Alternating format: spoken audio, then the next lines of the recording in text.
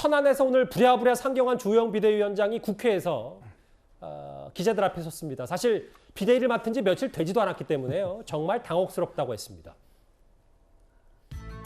법원의 가처분 인용이 매우 당혹스럽고 우리 당의 앞날이 심히 우려됩니다.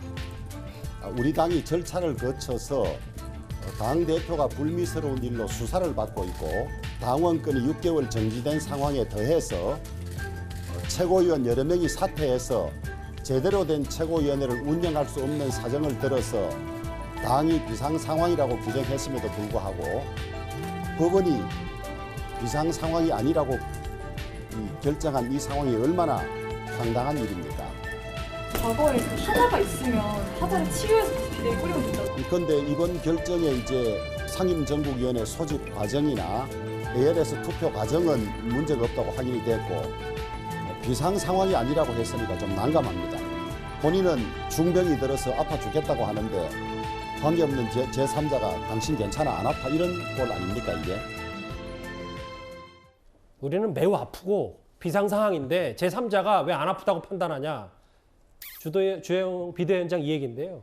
여기 네 분 중에 국민의힘 소속은 김문식 교수님이 유일하기 때문에 이 질문 드릴게요. 네.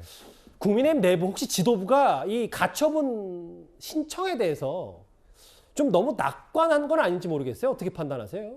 결과적으로 낙관한 셈이 된 거죠. 주호영 비대위원장도 기각을 확신한다고 했고 아까 이야기 나온 것처럼 절차상 하자로 인용이 된다 하더라도 그 절차를 다시 밟으면 된다라고 준비를 했기 때문에 상당히 낙관적으로 예측을 했던 것 같아요. 근데 지금 법원 판결에서는 이 부분에 대한 것들을 어떻게 참호를 끼얹게 됐냐면 절차는 문제가 없었다는 거 아니겠습니까? 그러니까 사실 절차상 문제가 있었던 걸로 이야기한다면 절차를 다시 밟으면 되는데 절차는 문제가 없고 헌법상 이야기되고 있는 정당의 민주적 질서 그리고 정당 민주주의라는 정당법의 정신 이것에 어긋나는 실제 취지가 내용이 잘못됐다는 걸로 판결했기 때문에 지금 굉장히 당혹스러울 수밖에 없을 것 같습니다. 저는 그래서 어떻게 이 부분을 돌파할 것인지가 저는 이제 앞으로 남은 국민의힘의 이제 과제가 될 텐데 저 개인적인 생각으로는 돌고 돌아서 결국 원점으로 돌아온 겁니다. 그러니까 이준석 당대표의 성비위 관련돼서 윤리위원회가 독자적 판단으로 6개월 중징계를 내렸고 6개월 중징계 내리자마자 당시 원내대표였던 권성동 원내대표 직무대행체제로 다 정리가 됐었던 상황 아닙니까? 그 상황 이후에 변동된 거라는 것은 대통령과 원내대표가 주고받았던 문자 파동밖에는 변동된 상황이 없었던 겁니다. 그리고 갑자기 최고위원들이 사퇴하기 시작합니다. 그러면서 비상상으로 규정이 돼서 지금 비대위로 간 것이기 때문에 지금 상황에서는 다시 원점으로 돌아가서 다시 그러면 당대표의 6개월 사고 정지라고 하는 이 상태로 직무대행체제로 돌아가라는 지금 결론이거든요. 저는 그래서 이 부분에 대해서는 우리 당에서 이걸 가지고 법원과 또 이 판결과 맞서 싸우면서 강론을 가지고 이거 세세하게 논쟁을 하면서 다시 이야기하는 건 제가 볼 때 국민들에게 굉장히 눈살을 찌푸게 할 것 같고요. 제가 생각할 때는 이 부분에 대한 모든 정치적 책임을 분명히 져야 될 사람이 있다면 사람이 지고 또 세력이 있다면 그 세력들이 져서 이제는 당이 다시는 이준석 대표와 관련된 갈등 문제로 이런 불상사를 갖지 않도록 해야 될 것 같고 마찬가지로 이준석 대표도 이번 판결이 자신의 주장이 인용됐다고 하더라도 본인이 약속한 것처럼 잠적을 하는 게 좀 좋다고 생각합니다. 이 상황에서 다시 나타나서 또 언론에 나와서 또 SNS 하면서 막 공격해대고 언론에 나가서 또 누군가를 비난하고 또 당을 만신창이로 만드는 것을 제가 볼 때 자중해야 될 거라고 보고요.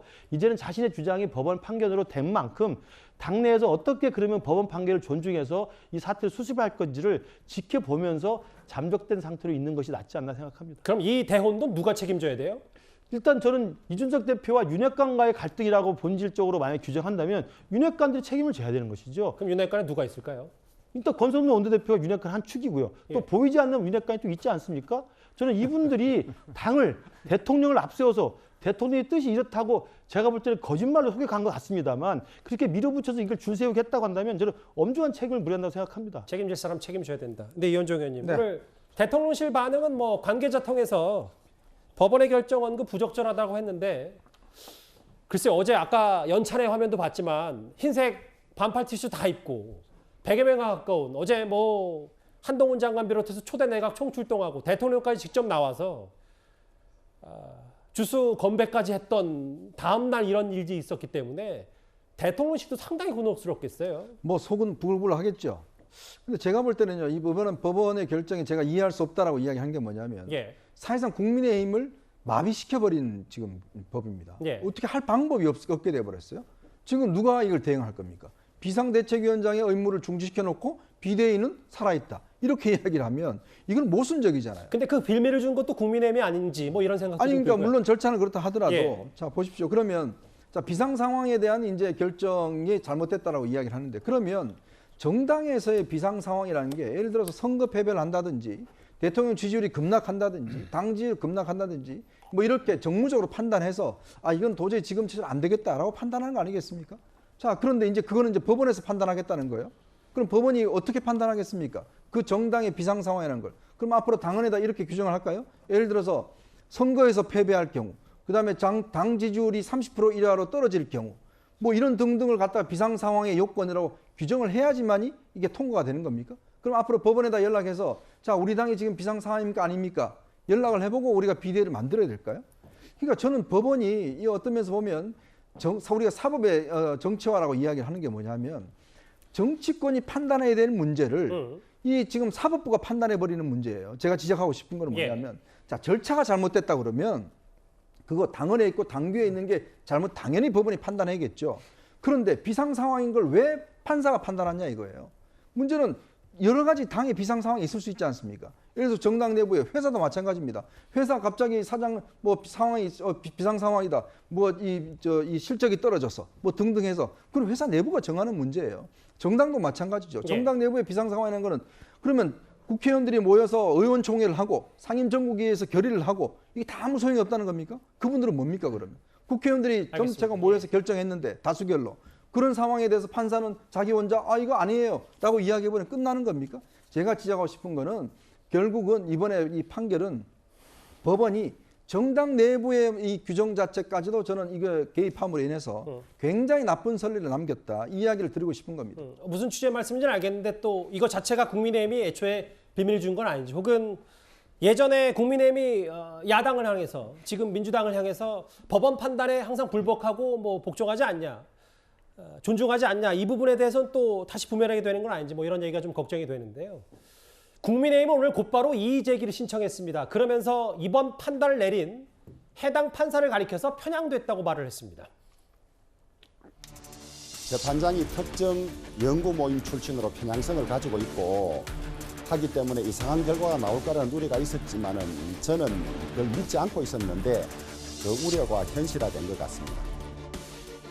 이번 판결을 내린 그 판사의 여러 가지 상황이 특정 그 쪽에 좀 경도되어 있다는 그런 우려를 일부 법률 전문가들이 한 바가 있습니다. 아직까지는 추측이기 때문에 단정적으로 말씀드리기는 곤란합니다. 그러나 정치적으로 봤을 때는 굉장히 이례적인 결정을 강력하게 규탄을 하고 유감을 표하지 않을 수가 없다는 점을 분명히 말씀드립니다.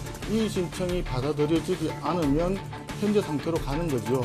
비대위원장이 다시 컴백을 하지 못하고 비대위원장이 없는 상태에서 비대위원장 직무대행, 권성동 직무대행으로 갈 수밖에 없는 것이 현재 상황입니다. 그렇죠. 이 신청이 받아들여지지 않으면 당연히 항고를 해야 됩니다. 국민의힘 바로 이의 신청했고요. 그런데 이번 판결 이준석 전 대표 손을 들어준 판사를 향해서 우리법 연구회 출신 재판장의 월권이다. 편향됐다. 주호영 비대위원장도 이렇게 얘기를 했어요.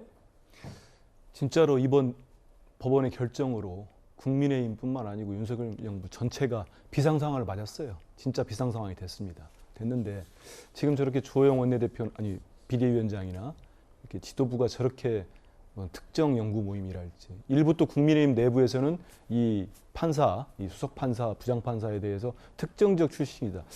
이런 식의 반응을 내놓거나 뭐 문제 제기를 하면은 정말 아주 극소수의 국민의힘 지지층이랄지 그런 분들 말고는 별로 큰 호응 못 받을 것 같습니다. 그리고 자꾸 법원 탓을 하는데 제가 볼 땐 법원이 상당히 억울할 것 같아요. 법원이 이걸 우리가 내리겠다고 가져오라고 했습니까? 그게 아니고 이준석 전 대표라고 해야 됩니까? 당대표라고 해야 됩니까? 모르겠는데 자기들끼리 법원도 지금 모호하게 얘기를 했어요. 자기들끼리 정권 출범하고 100일 동안 단 하루도 빠지지 않고 계속 당권 투쟁을 하고 싸움을 했어요. 그러다가 결국은 법원까지 와가지고 정말 정치의 사법화라고 판결을 내려주십시오. 와가지고 서로 각자의 입장을 얘기했습니다. 저도 판결문을 봤는데요. 나름대로 법원이 고심한 흔적이 상당히 있더라고요. 이 당원과 국민들이 뽑아놓은 지도체제, 이 지도부가 구성이 바뀜에 따라서 이 정당 민주주의가 훼손될 수 있다. 그리고 권리가 아닌 사고였는데 비대위를 구성해서 조기 전당대회를 할 경우에 이준석 당대표, 전직 당대표라고 할까요? 이 당대표가 회복할 수 없는 손실을 입는다. 여러 가지 상당한 근거를 가지고 판결을 내렸습니다. 그러면 이의를 신청하면 되는 거지. 여기에 대해서 판사의 성향이랄지 뭐 이런 문제 제기를 한다는 거는 본인들이 정말 이렇게 잘못을 저질러 놓고 거기에 대한 판결을 구해 놓고 또 그분의 개인 성향이랄지 이런 걸로 따지고 드는 거는 상당히 설득력이 없다. 저는 그래서 좀 전에 말씀드린 대로 윤석열 대통령의 리더십에 상당한 상처를 입었습니다. 이 결정적 제기는 그거 아니겠습니까? 체리 따봉 문자예요. 체리 따봉. 내부 총질 문자인데 저는 그때 그 문자가 터졌을 때 그 책임이 있는 뭐 권성동 원내대표가 됐던 윤핵관들이 물러나고 대통령이 이준석 대표와 화해를 했다면은 이렇게까지 오지 않았을 겁니다. 알겠습니다. 근데 문자 나오자마자 계속 당이 예. 비상 상황이라고 여기까지 몰고 가는 거 아니겠습니까? 그래서 법원까지 가놓고 지금 법원 판결을 저런 식으로 반응하는 거는 설득력 떨어진다 이렇게 보입니다. 지금 자막 잠깐만 소개를 할게요. 내일 오후에 국민의힘이 긴급 의원총회를 열어서 4시쯤인가요? 해외에서 체류 중인 국민의힘 의원들도 다 돌아오라라고 얘기할 정도로. 그렇죠. 진짜 비상상황이고 대혼돈입니다. 일단 우리법 연구회 출신이다라는 유상범 법률지원단장의 주장은 아직 확인되지 않았기 때문에 일단 유 의원의 주장으로 저희가 좀 갈무리를 하고요. 예, 김근식 교수님 어떤 할 말이 있으십니까?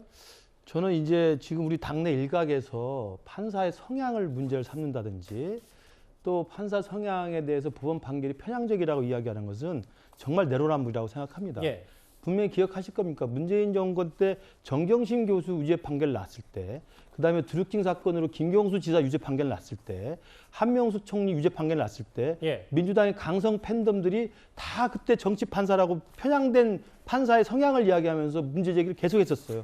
그때 우리가 어떻게 했습니까? 법원의 판결을 승복해야 한다고 이야기했었던 우리 당입니다.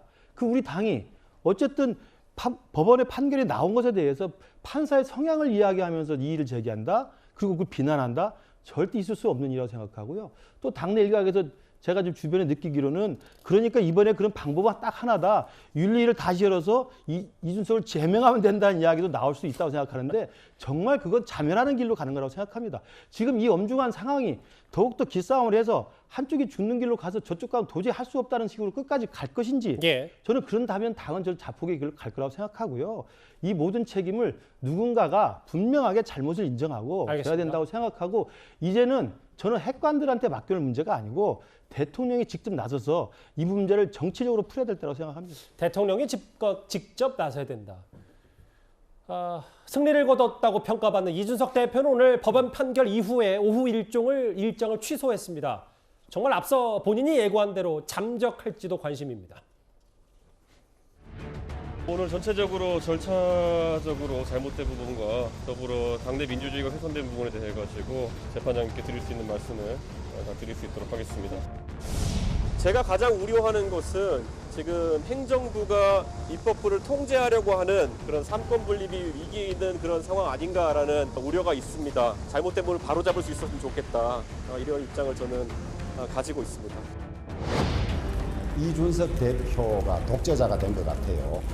본인 생각으로 전부 재단하고 그러는데 우리 법률지원단 검토 보고와 내 그거에 비춰보니까 우리 절차에 하자가 없다. 기각될 걸로 믿는다.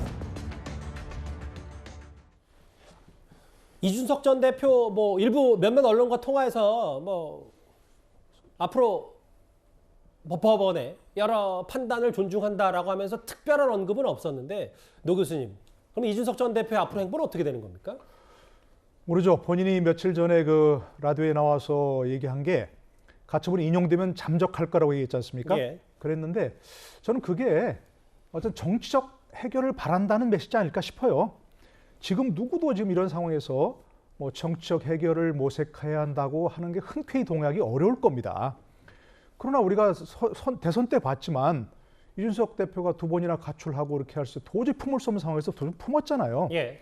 이번 상황도 아마 그런 상황을 건넜다고 돌아올 수 없는 다리를 건넜다, 강을 건넜다 이렇게 아마 얘기하는 사람이 많을 거예요.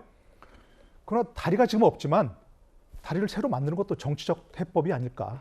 지금이라도 그렇게 하는 게 저는 제일 좋은 방법이라고 생각합니다. 그게 지금 될지 시점이 어떨지 모르겠는데 이현정 의원님 네. 짧게 준비된 시간 30초 정도 남아서 법적으로는 이준석 전 대표가 오늘 이겼어요. 네. 정치적으로 그럼 어떻게 되는 겁니까? 일단 뭐 법적으로는 이제 징계 상태가 계속되는 거죠. 예. 되고 이제 당에서 지도 체제가 일단 아직까지 뭐 어떻게 할지는 정해지지 않았으니까. 그러나 저는 정치적으로 결코 성공한 거라고는 보지 않습니다. 왜냐하면 이제 심리적으로 더 사실은 멀어져 갔다. 그리고 또 이 국민의힘 지지층들과의 어떤 간극이 너무 커졌기 때문에 이걸 극복하기는 어려울 겁니다. 사실상 이제 품어야 품어낼 수 없는 뭐 그런 상황으로 저는 가지 않겠는가 생각이 듭니다. 예.